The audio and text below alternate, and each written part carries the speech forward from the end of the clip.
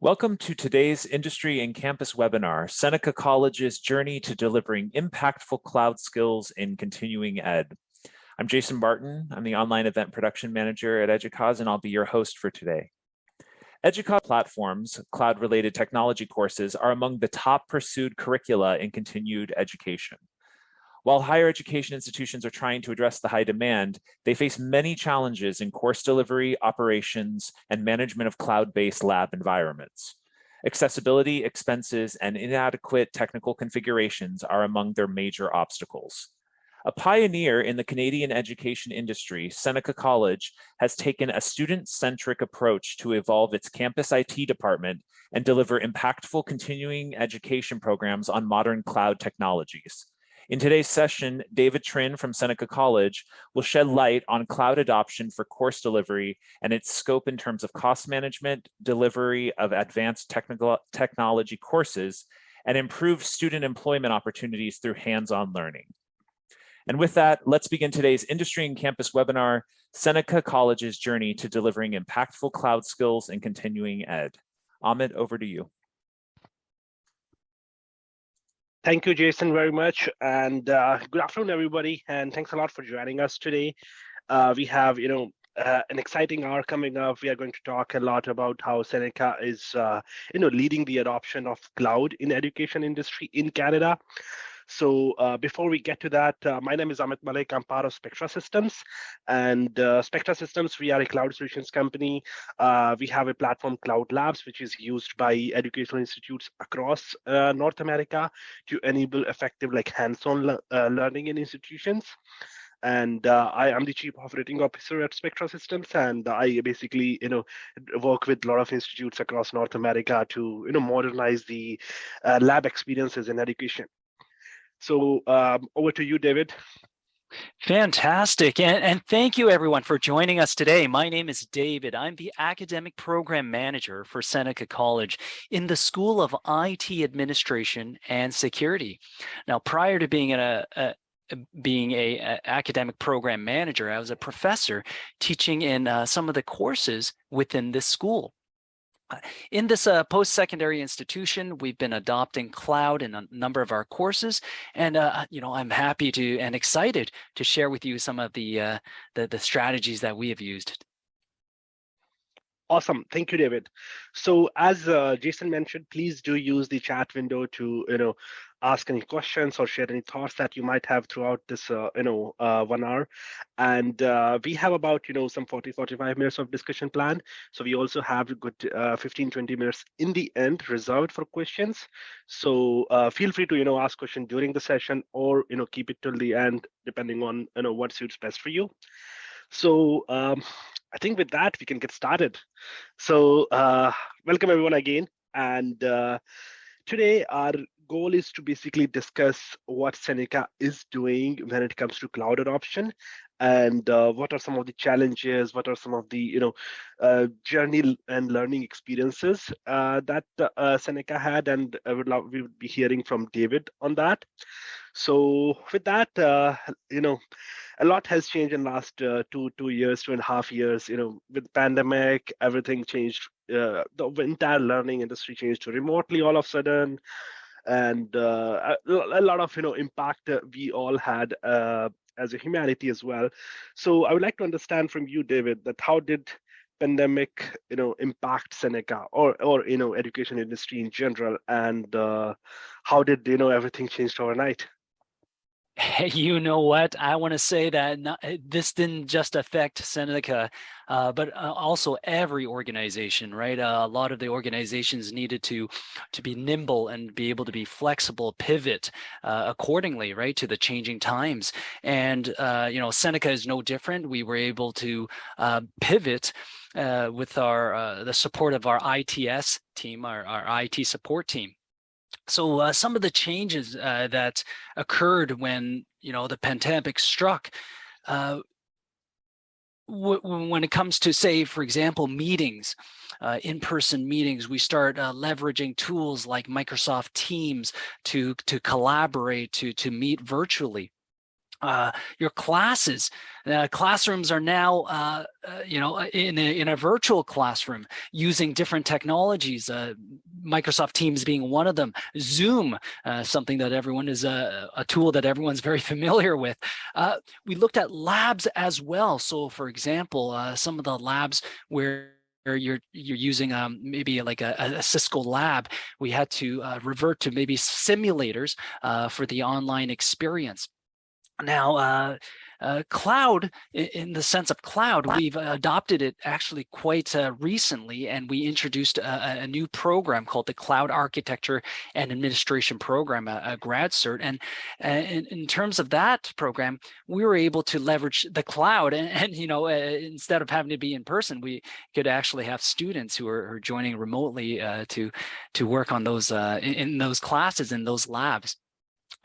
Some of the physical classrooms or physical labs, we had to convert them to use something called a dev test lab. So dev test lab is one of the services that are available through Microsoft Azure's product offering. And with the dev test lab, we were able to work with our ITS team to provision an environment so that students could spin up virtual machines, install different operating systems on these virtual machines, having them communicate with each other, with other client machines, and just perform some of the tasks that we would be able to do in an on-campus environment. Wonderful, wonderful. And that makes sense. Like before that, you basically, if you want to do some hands-on lab, you have to walk into the lab room and you got like 30 minutes, 1 hour. I'm pretty sure with everything being remote and available from everywhere with cloud, students would have had opportunity to have a lot more hands-on time than what they would do if you were to go back to the physical labs. Wonderful. So let's start with our topic for the day then. So can you talk to us about what is through the Seneca's journey to cloud platforms? What are some of the courses or use cases that you have? What are some of the cloud platforms you're using, and so on? Thanks, Amit. So Seneca is a leader when it comes to preparing students for industry in Canada, the largest college actually, and we've worked with our program advisory committee, which encompasses industry professionals from various organizations. And they've shared with us that there is an increase in demand for cloud skills. And yes, we do see this in the news, but of course we do have some industry professionals sharing this with us and sharing with us how their infrastructure is changing, how their organization is changing, and sharing with us the demands that they're looking for from our students. So just going back to what I mentioned earlier about the grad cert that we offer, it's called the Cloud Architecture and Administration. And we recently launched that not too long ago, January 2022. And we just have our first batch of students graduating at the end of this August. So very, very exciting times. In this program, Cloud Architecture and Administration, we leverage two main platforms here. We use the AWS Academy, leveraging their cloud services, as well as Microsoft Azure. And these are the two main platforms that we've been discussing with our PAC members, finding out that these are the ones that we should primarily focus on for now. But we do develop our materials to be cloud agnostic so that when GCP comes into play, that we can always pivot as well. In terms of the future use cases of these platforms, we're looking at potentially using them for hackathons, machine learning, AI, data analytics, in some of the other programs and schools within Seneca. Wonderful, wonderful. So, as you mentioned, there's a lot of demand. So that's absolutely right. So there is a tremendous, demand globally for digital skills, especially the cloud technologies, Azure, AWS, GCP, DevOps, and so on. And so economic forums are basically have listed cloud, data science, big data, AI as some of the most in-demand IT jobs. That would be adopted by 2025. So I'm pretty sure sure Seneca is on the right track with that, with leading the way of enabling the workforce for the cloud technologies. Awesome. So you talked about using Azure, AWS, and in future probably GCP as well.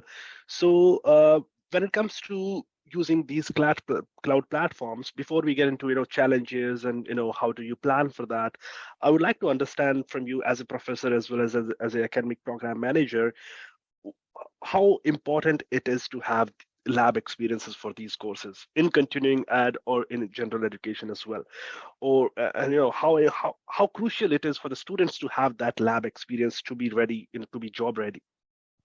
You know what? That's a great question, and I think we could spend the entire session speaking to that. Primarily, the primary reason that we feel that the hands-on experience here is critical is because there is this cost factor when you were using these services. Not like our traditional virtual machines where you run it and you provision it off physical machine desktops or physical servers that you have a capital expenditure of a one-time expense of just buying that computer so that you can provision these virtual machines. We've introduced this new dynamic now where when you provision these services in the cloud, it's a pay-as-you-go model. You're getting charged. It's like turning on the taps, your water taps, and if you leave it running, it's going to continue to charge you. And similarly with the the cloud services, if you're provisioned a virtual machine, you got disk storage that's being used, it's going to be charging you. So that's one of the key things here is that students need to understand through their hands-on experience with the labs, the projects that we've incorporated into our curriculum, that the cost is very real. And by educating them about these costs, when they do go into industry, start working for companies, I'm pretty sure that the employer would appreciate the student being ready, knowing that there is a cost associated, and they would be using these services appropriately and responsibly. So I want to say that that's probably one of the key drivers here in terms of really managing these services. Absolutely, that's right. As a cloud company, we as a SaaS solutions company, one of our biggest nightmare is as well to not have something very big and very expensive running for a long time, and then get surprised at the end of the month when we get the bill from cloud providers. That's definitely a very, very risky business, and I'm pretty sure if students are being trained on that, they would be those skills would be very useful for their future employers. Oh, and speaking to that, actually, sorry to interrupt, but speaking to that, future employers, I've just received an email not too long ago from one of the professors teaching in this grad certification program. Very happy to share that we have 4 students who have already received job offers from one of the financial institutions here in Canada, and it's a direct, just a direct correlation that you have some students who are very keen into the program. They have some industry background in IT. They dive into this cloud environment, this space, and they're able to land a job with one of the major financial institutions here. So it's definitely encouraging. Absolutely, it is. So moving further, Azure, for example, each cloud provider has their own programs for academic institutions to start, for students program, free trial subscriptions, etc. For example, Microsoft Azure has Azure for Students. That program is available through which you can get certain cloud credits and so on. So did you explore any of those programs, or what kind of Azure tenants or systems did you use initially, and can you talk a little bit on that so that our participants from other educational institutes can understand what are the options available when it comes to Azure starting the labs and cloud experiences with Azure. That's fantastic. And you know what?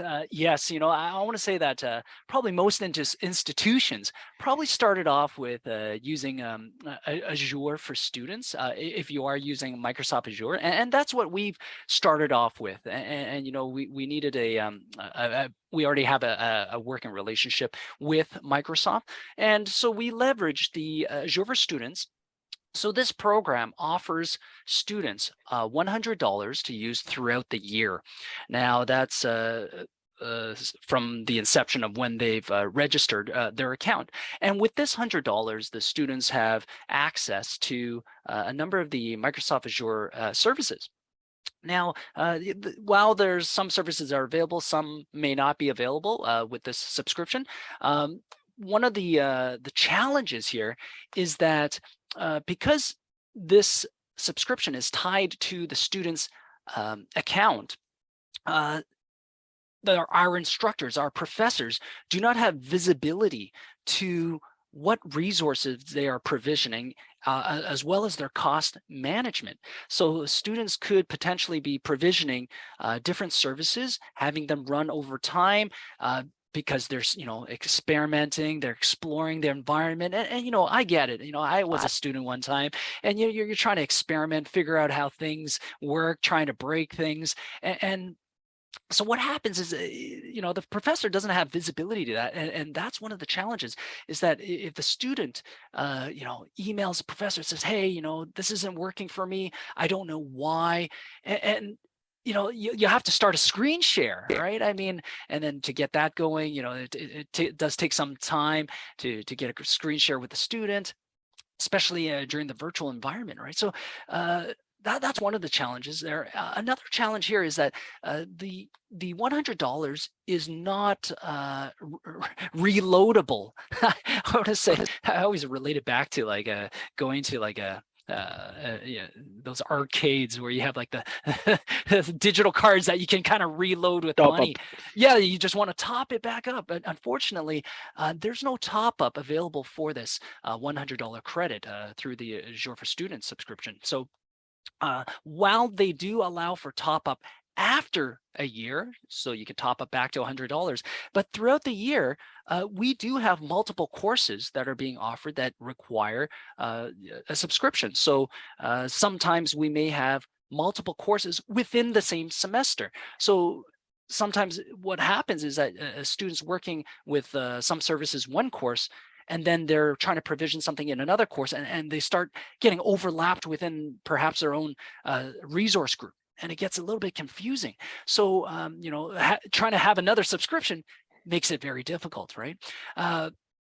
So there's no top up, right? So that is one of the challenges there. And faculty, the professors don't have visibility to what the students are working on. We have and as well as the cost management, the faculty just doesn't know, like, how much budget do you have left? What are you provisioning? What's costing the most? So the analytics there are not available. So we cannot, we don't have metrics to be able to pivot or be able to adapt our assessments accordingly. So for example, if we were to know that students are provisioning virtual machines using premium SSD drives, we wouldn't know that because they're using their own subscriptions. And without that information, we wouldn't be able to adjust our assessments.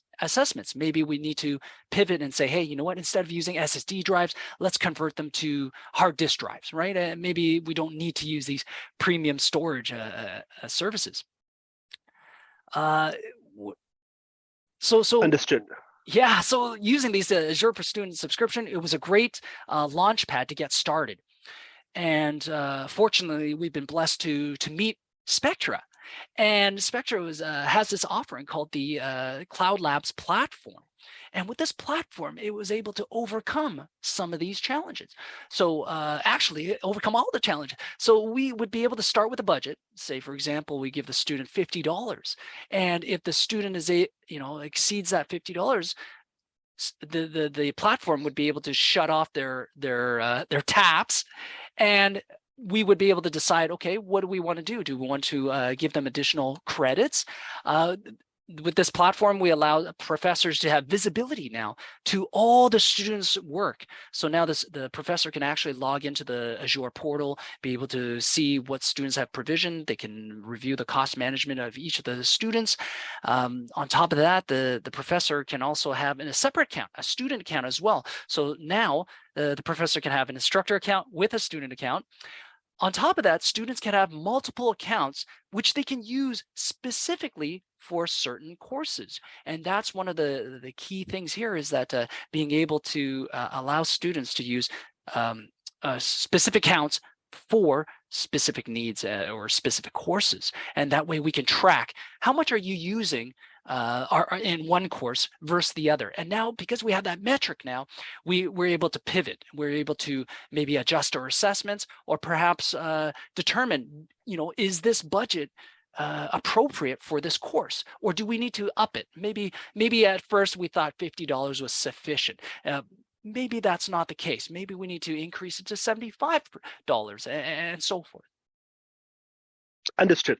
So, like if I understand it right, so essentially, while these programs, Azure for Students or general, Azure trial subscription, AWS trial subscriptions, the free services, while they are good to, try it out, get started, but if they are owned by the student, they cannot really like fit into like a need of the full semester course, and institutions needs to have like a centrally manageable, cloud accounts, cloud environments, lab environments, which can be aligned to the course duration, course timelines, without worrying about any of these, cost issues and subscription getting disabled or top up challenges, etc. Does that sort of make sense to summarize? Yes, absolutely. And you know what? There Okay. was another solution that I forgot to mention. My colleague, unable to join us today, but Todd Julian works with our ITS team and has been so grateful to be able to provision an environment for us as well using another tenant, obviously not a production environment, but a separate tenant where we import the students into that tenant so that they can, so that we provision resource groups or certain accounts for them so that they can perform their labs. But similar to some of the challenges that we experience with the Azure for subscription, having visibility, yes, we do have visibility, but in terms from a scaling perspective, like say down the road, we expect more and more courses to be delivered. We have thousands of students who are registered into these courses. To be able to provision them does become quite tedious,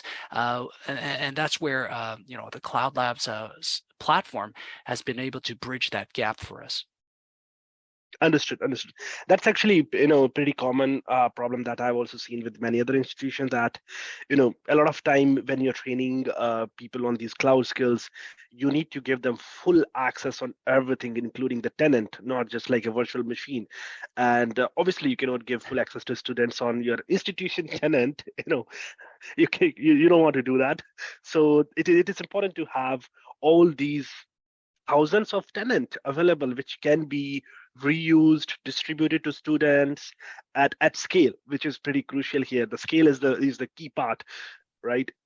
Absolutely, and that's where that's where this platform has been extremely helpful. Awesome. So moving forward, we briefly touched that cost is a concern, and it is. I've been in many situations where we are, cloud bills increased by 30%, by 70%, sometimes even, 5x because of, one small mistake. Hey, this ultra disk sounds, interesting. Let me try how fast it is, right?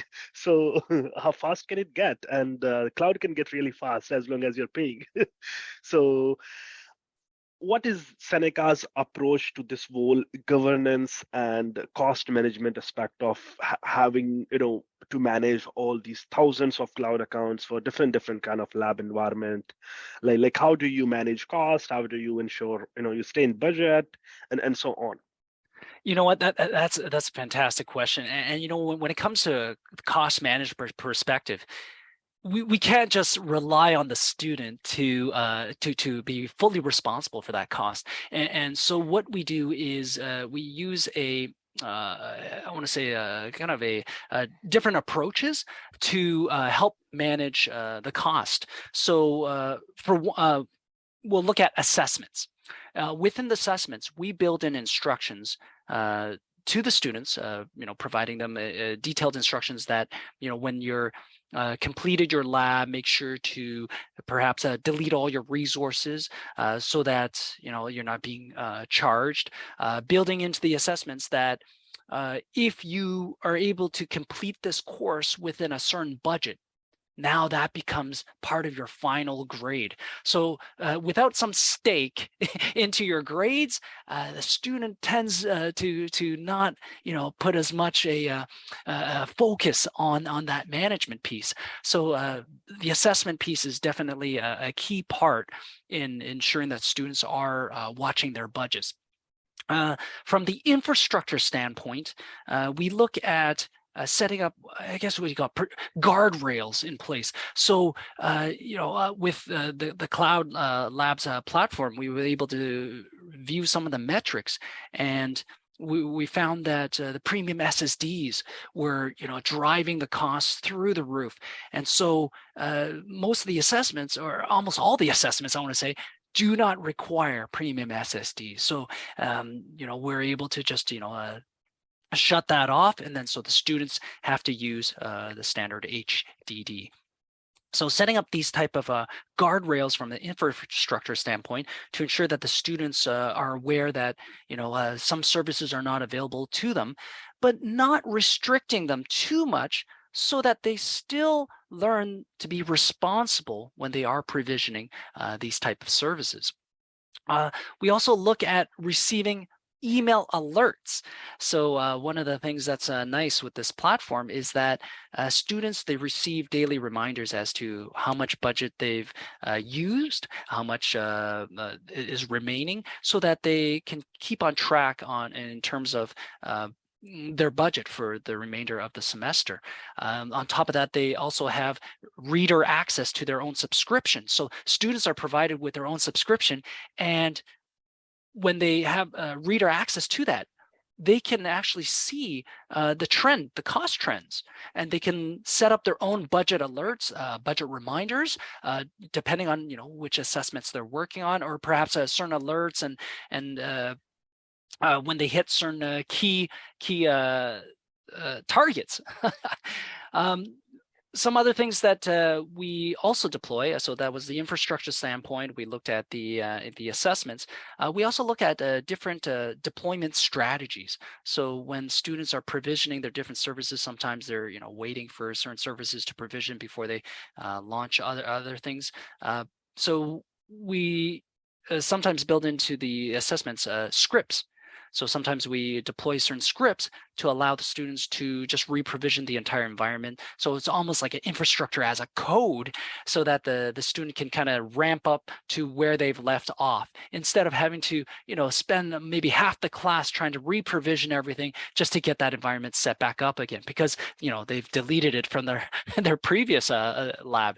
So these are some of the strategies that we've put in place to ensure the students are kind of staying on track. One last piece is in the lab, going back to the assessments, in the lab instructions, we also include instructions on using price, as in this case, price calculator. So Azure has a pricing calculator to allow the students to understand that, hey, there is a tool out there to help you estimate how much this is going to cost. So in the assessment, maybe the assessment's like a certain project shows you what services you're going to be provisioning.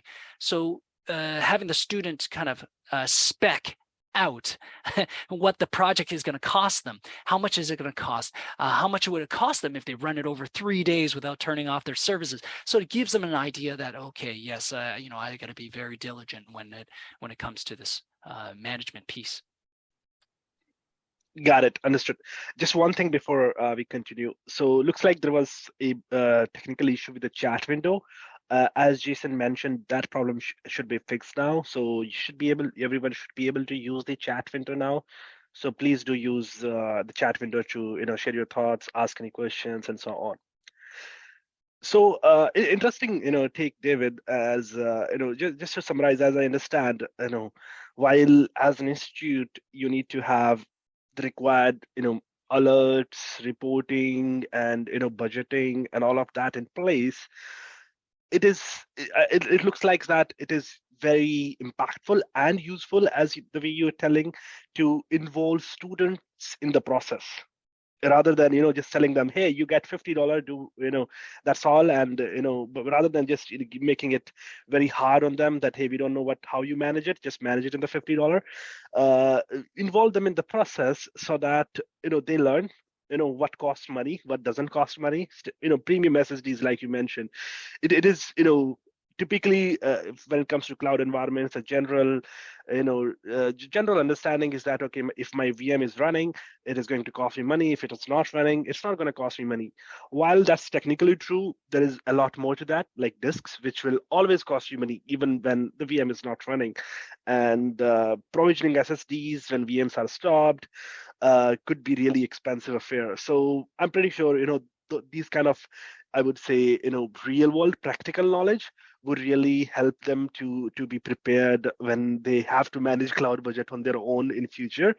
And another thing that you mentioned about infrastructure as a core tool, which is also like pretty interesting. I've been like a Microsoft certified trainer myself, done a lot of trainings, and if I look back 5 years ago or even before, before the training, like before the training, 1 or 2 days before the training, would basically go in setting up the environment, preparing the lab setups, and students and lab assistants basically would spend the night before the training, the night before the class, setting up all the hardware, formatting everything. I think that's a lot of time saving for everybody there, right?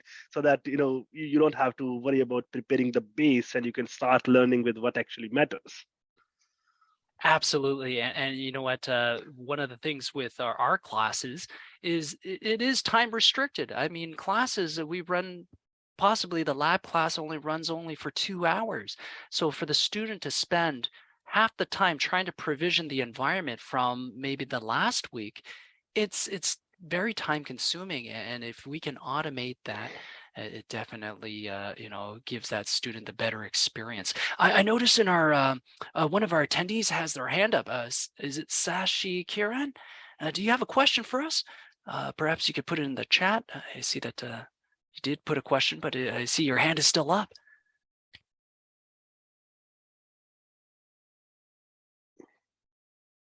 I think it's about the recording, and Okay. I see it is answered already in the chat. Okay, perfect. So Not a problem. thank you for answering that, Heather. So moving forward, so you talked about cost management, alerts, notify student about when the costs go beyond.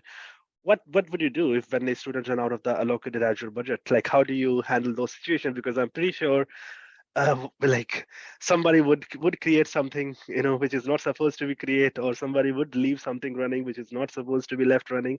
So how do you manage situations when a student run out of the allocated cloud budget?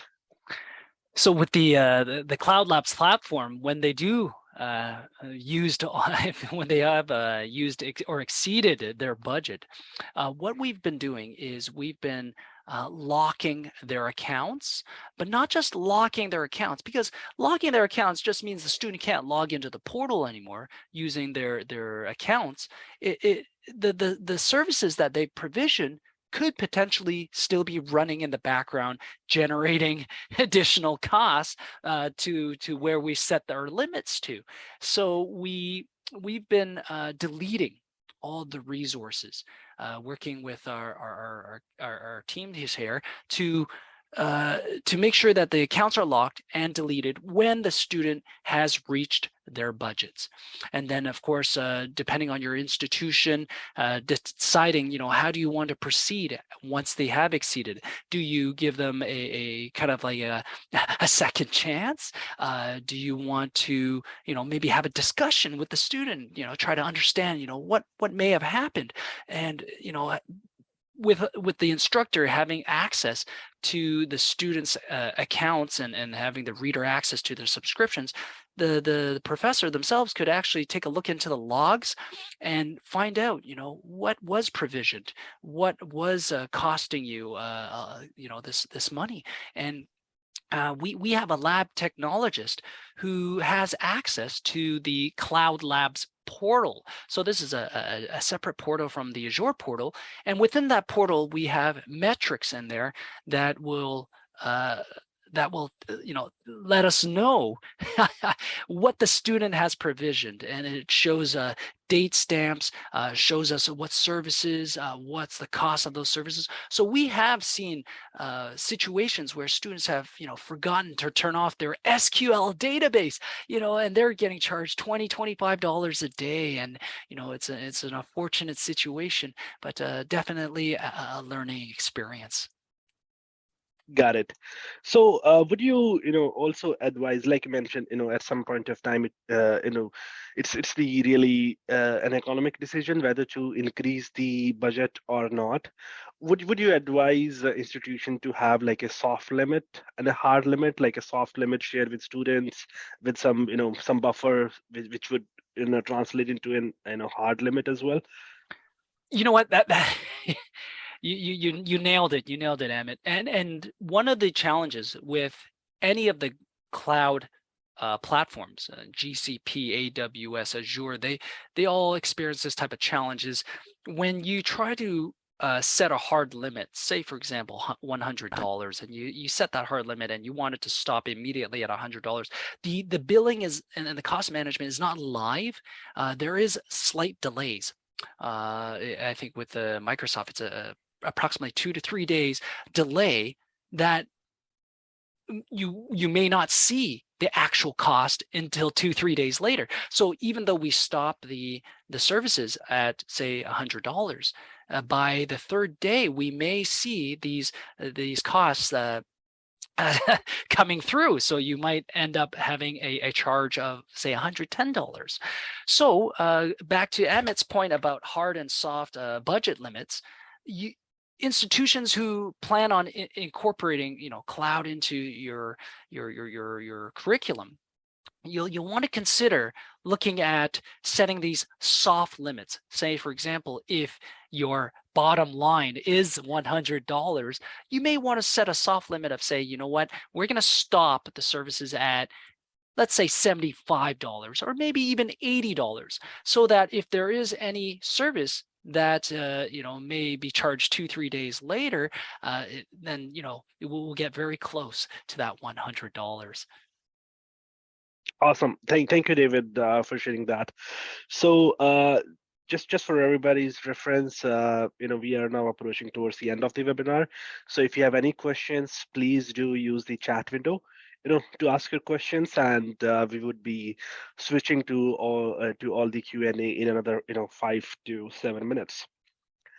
So a lot of interesting learnings, David, and I'm pretty sure it would be useful for everybody to hear the real use cases from you. And so I would like to just as a general open-ended question, like if any institute is planning to use cloud platforms for their labs or any other purpose in the campus IT, what if you have like any tips or advice you'd like to share? How do you start? Well, you know what? One of the key things is what are your requirements? What are you trying to achieve, right? What's your ultimate goal? Are you trying to get the students familiar with all the different services of a particular platform? Are you trying to just perhaps just introduce them to some of the services? Also, you have to take a look at, what are your budgets? What's your budget for the course, and what's your how many students do you have?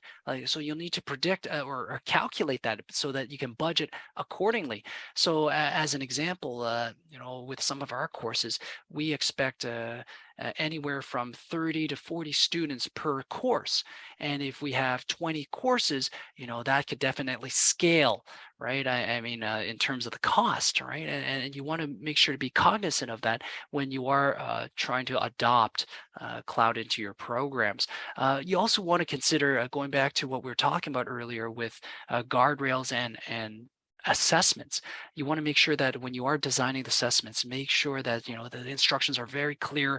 They're written out for the students possibly multiple times, so that that they are managing their resources appropriately, whether it's deleting their resources or stopping and deallocating virtual machines, or perhaps even taking snapshots of certain disks. Whatever the case is, just make sure that you are looking at the assessments and it's just putting on putting a student's lens in there to make sure that the budgets are managed.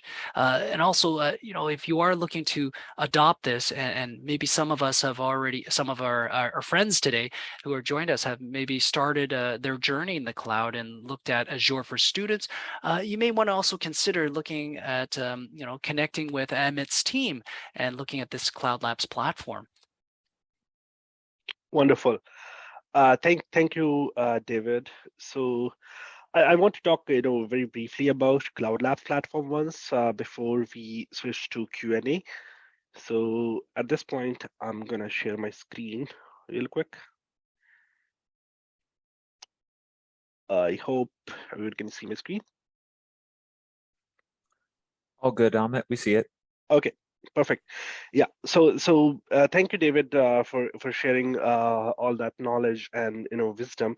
So Cloud Labs platform is by Spektra Systems. So we integrate with all the three cloud vendors: Azure, AWS, and GCP. And like David mentioned, we basically help you deliver these cloud-based lab environments at scale for your students. So where you can centrally manage thousands of students' accounts, reporting, cost management, and all of that. So that's the Cloud Labs platform, and some of the key services that we offer here includes basically lab environments for specific courses, like if you are teaching any of the courses like Azure Fundamentals or any of the certification, Microsoft official certifications, we have like lab environments, ready to use lab environments for that. We also have like practice tests for many of these Microsoft certifications. If you are doing like custom courses, like Seneca is doing custom courses where you have your own curriculum for custom durations and so on, you can also build a virtual computer based labs, Windows, Linux, Mac OS, and also cloud-based lab, Azure, AWS, GCP for the, cloud programs. So you can model any of your custom lab environments. So the key, value add is you model your environment once, and then you deploy thousands of times with just one click without having to do anything else again, while, leveraging the infrastructure as a code tools to save time for students and professors and everyone else. So those are some of the key use cases with Cloud Labs. Apart from that, hackathons, end-to-end event management, or if you simply have like dev test labs or remote environments and so on. If you simply want to just issue cloud credits to students, like $50 credit per student, and manage that, Cloud Labs does that as well. So we work with some of the top institutions across North America to enable the hands-on lab experiences for all these modern courses. Continuing Ed has been one of the most successful story for cloud courses as well as Cloud Labs platform. But apart from that, in general higher education as well, Cloud Labs has been used by various universities regularly. So if you are interested, feel free to talk to us and visit cloudlabs.ai if you want to learn more about the platform itself. If you want us to do like a demo for you, or if you want to discuss your cloud adoption strategy, please feel free to email us as well. And at this time, it is all open for questions. So let me actually take a look at questions so far. Please do use the chat window to ask your questions. We still have like some 15 minutes for this session, and please feel free to leverage this to have, if you have any questions about how Seneca did the cloud adoption, and David would be happy to answer. And if you have any questions about Cloud as platform in itself, or in general anything about cloud, I would also be happy to answer that. So to start with, so I see so David, this would be mostly for you. So the question is that what kind of courses are you looking at in terms of like where these cloud-based labs environments has been useful? Like what kind of courses like Seneca is conducting where it has been useful? So far in our School of IT Administration and Security, we focus our course material focuses on a number of different topics within administration and security. We're looking at networking side of things. We look at the operating systems side of things as well. Look at the security. So the courses build on these different topics. What we've recently incorporated is a curriculum from both AWS and Azure into some of our courses. So some of the benefits of that, we do leverage the cloud environment. There are some labs that are built as assessments as well as projects for these courses. We also prepare the students for certification exams. So as an example, I forgot what AWS's first certification level is, but some students— the cloud practitioner one? Yes, the cloud practitioner. So students who have completed one of those courses, they've gained some hands-on experience, worked on certain projects that are beyond the scope of just the cloud practitioner, but does prepare the students. So if they choose to write a certification exam down the road, they should be ready.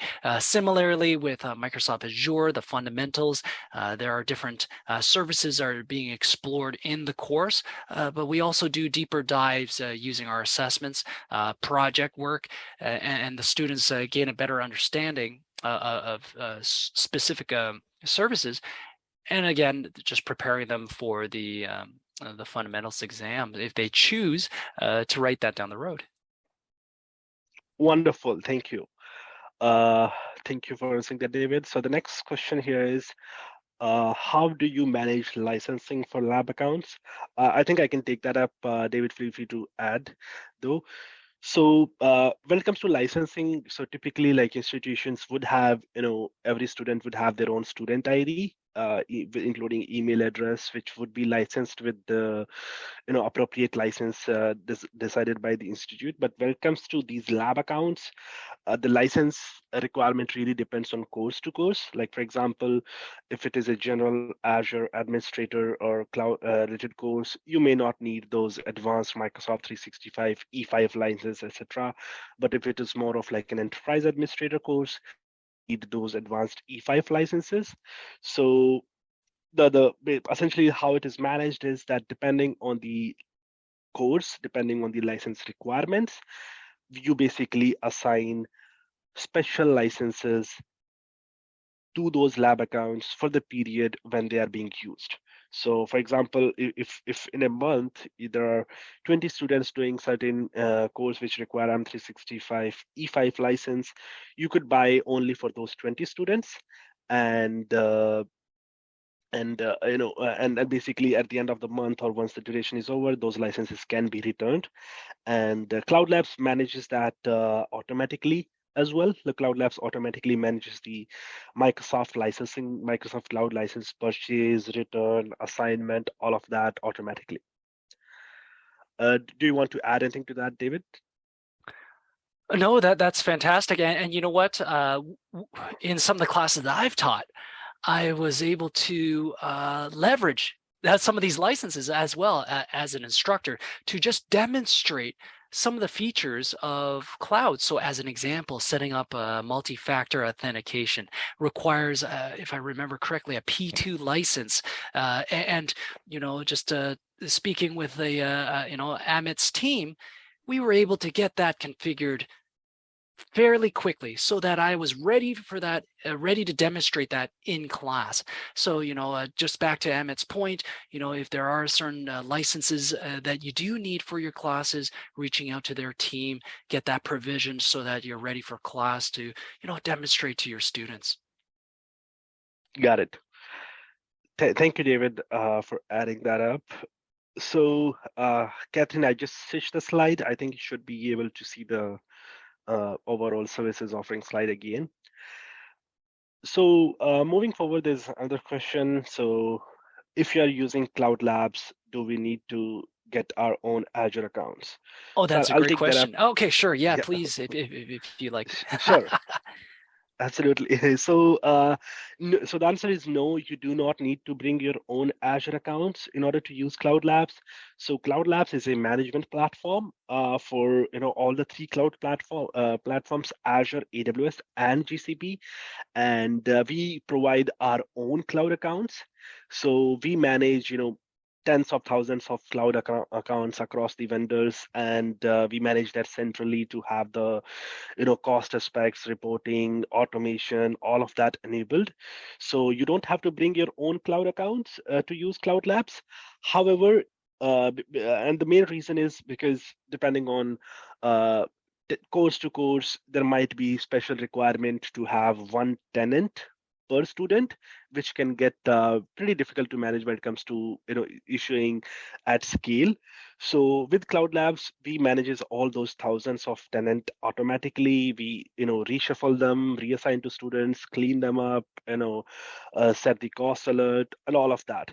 So you don't have to bring your own cloud accounts. However, a lot of time institutions do have cloud budgets, committed with the cloud provider, or and so on. You can always purchase Cloud Labs as well through the, for example, Azure Marketplace itself. So you can purchase Cloud Labs through Azure Marketplace. So you can be paying for that entire Cloud Labs as well as the cloud fees through your cloud account itself without having to go and set up thousands of tenants yourself. So I hope that answers the question. And moving forward, so let me come back to the Q&A slide once. So moving forward, David, I would love to understand from you, since we only have like a few minutes left for the hour. What are Senecas plans in future, whatever you are able to share at this point when it comes to using cloud? You know what? We plan to continue to scale. Right now, if I don't have the numbers off the top of my head, but we have multiple courses. I think we have possibly over 500 accounts.